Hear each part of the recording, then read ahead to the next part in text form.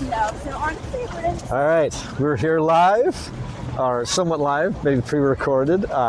Coach Chris here with Freddy Machete at the IRONMAN Arizona 2024 race.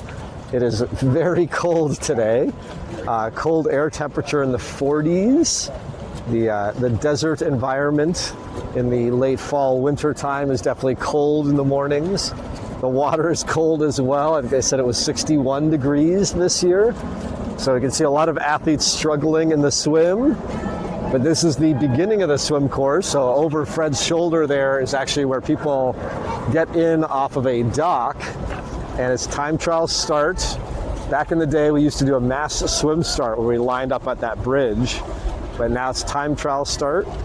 And the swimmers are coming straight down, swimming a rectangular course with a little side shuffle up ahead. It veers to the right, but it's essentially a giant rectangular course. Every about 100 to 200 meters, I forget if it's 150 meters or so, but there's a buoy, and they actually have them numbered this year. So the first half of the course has the yellow buoys, and then once you hit the turnaround points, the turns are always red buoys.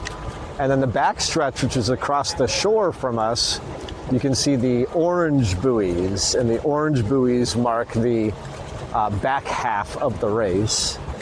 And one unpleasant part about this course, directly across from us, you can see the highway, elevated highway road, but there's a underpass, and that little cut through always has this very unpleasant north wind in the morning that funnels through it. So as a swimmer, as you come through that section, you can actually feel this cold breeze. And you can actually notice they have a medic tent over there because people do struggle when they get that cold blast. And so they're always on standby just in case people struggle at that part of the course. So if you're mentally prepared for it, you'll be fine. But if you don't expect it, that is a very unpleasant part of this swim course. I don't know, Fred, you've raced this course, so any thoughts about it? I remember feeling that cold breeze on the run as well when you're running past out there. I was here in 2017, 18, and 19. Okay. There you go. I was here in 2017, 18, and 19, and I don't remember it ever being this cold. This cold, yeah. This is especially cold. At least the air temperature is.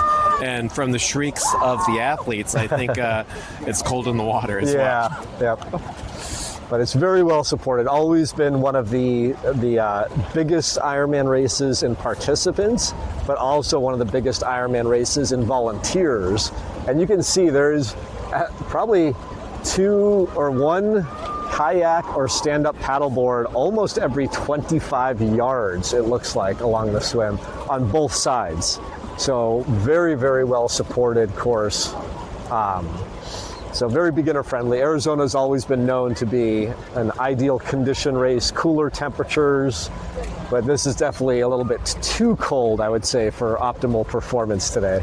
This is a little bit on the too chilly side. I know the last couple of years they had some colder swims here as well, and I remember a lot of athletes DNF'd coming out of the swim. They got a little hypothermic. They started struggling. Yeah, you can see some swimmers here actually struggling, unfortunately, holding on to the kayak.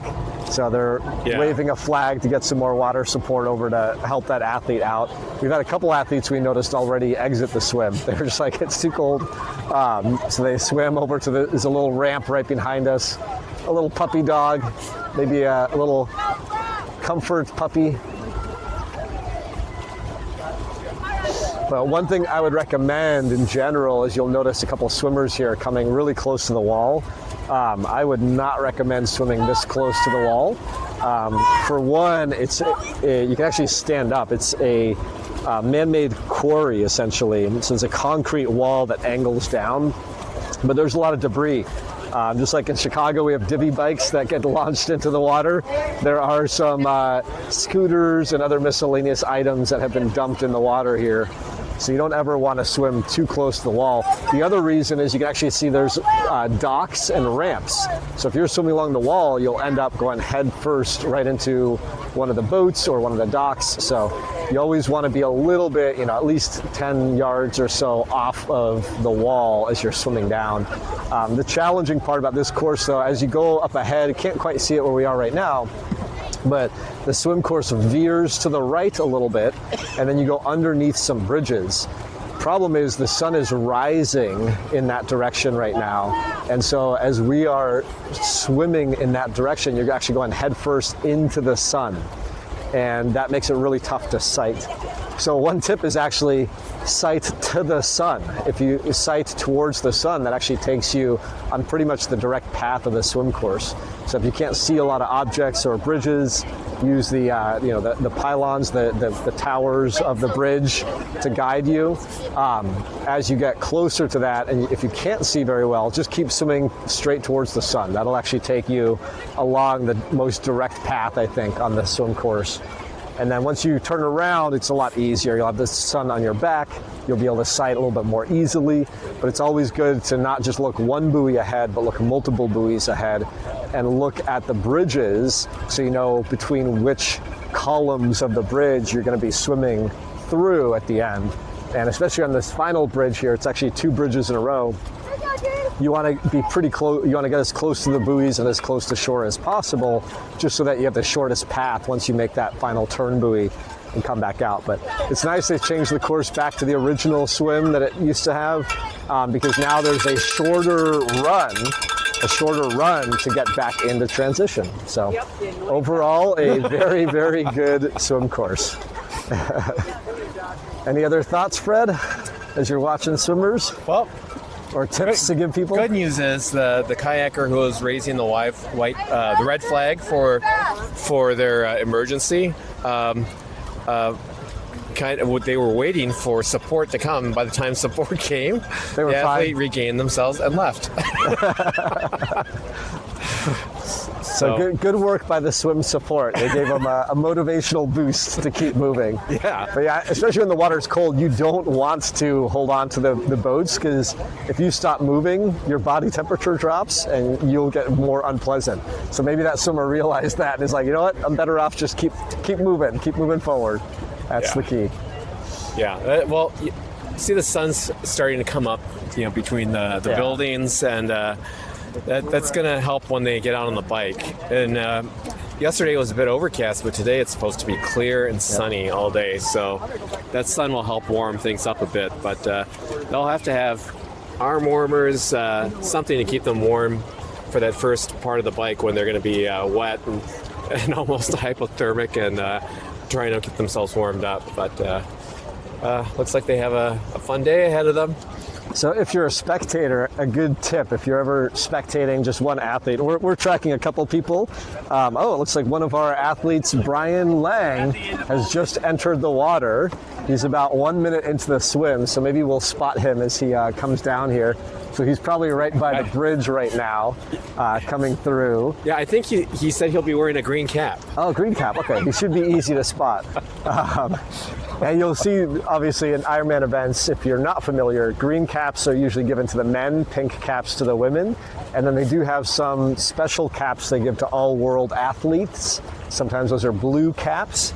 But if you're a spectator, what I actually recommend doing is take a little piece of, and usually I recommend white duct tape, draw like a little smiley face or something on it. That's what I do for some of my athletes.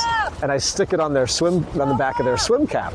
So as they're swimming and their head is popping up to breathe, you can notice that little white marker on their swim cap. So if you're looking for one specific athlete, you can kind of do that. Or just draw with a Sharpie, a smiley face or something that stands out on the swim cap. You don't want to obstruct the number. They might have their number on the swim cap, so don't obstruct that.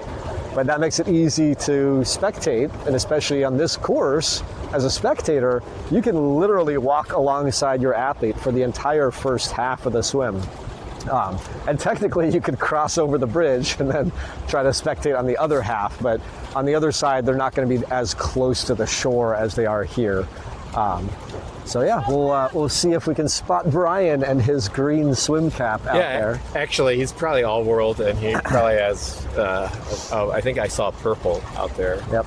So, and speaking of Brian's, we also have one of Coach Brian McClellan's athletes out here swimming. He's actually already 13 minutes into the swim, so he probably swam past us as we were chit-chatting.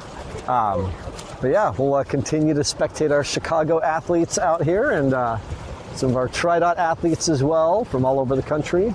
And yeah, it should be a good day. Once they're on the bike and they get warmed up, it'll be a perfect day. I think with the cooler conditions, you're going to see some run records set. So I think for age groupers, there's always the chance, with conditions like this, low winds, cooler temps, they could definitely be setting some age group world records on this type of course. Very, very fast course overall historically. So should be fun. All right, back to you, Brian. You hit the button. Yeah.